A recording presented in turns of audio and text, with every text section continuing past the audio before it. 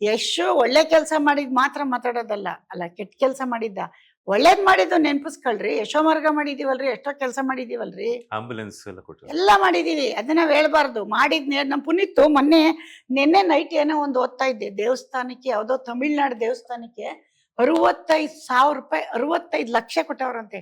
ನಿಮ್ಗೆ ಅದನ್ನ ನಾನು ವಿಡಿಯೋ ಕಳಿಸ್ತೀನಿ. ಮೊನ್ನೆ ಸುಮ್ನೆ ಹಿಂಗೇನೋ ನೋಡ್ತಾ ಬಂತು.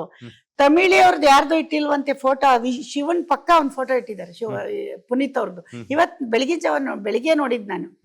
ಅಂದ್ರೆ ಯಾವ ಮಟ್ಟಕ್ಕೆ ಅವರು ಥಿಂಕಿಂಗ್ ಇದೆ ಅಂದ್ರೆ ಆ ತರ ಥಿಂಕ್ ಬೇಕ್ರಿ ನಮ್ಗೆ. ಎಲ್ರಿಗೂ ವಿಶಾಲವಾದ ಮನೋಭಾವನೆ, ಒಳ್ಳೆ ಹೃದಯ ನಾವು ಬೆಳೆಸ್ಕೊಳ್ಳೋಣ. ಕೆಟ್ಟದ್ದು ಎಲ್ರಿಗೂ ಅನ್ಸುತ್ತೆ, ಬೇಡ ಅದು.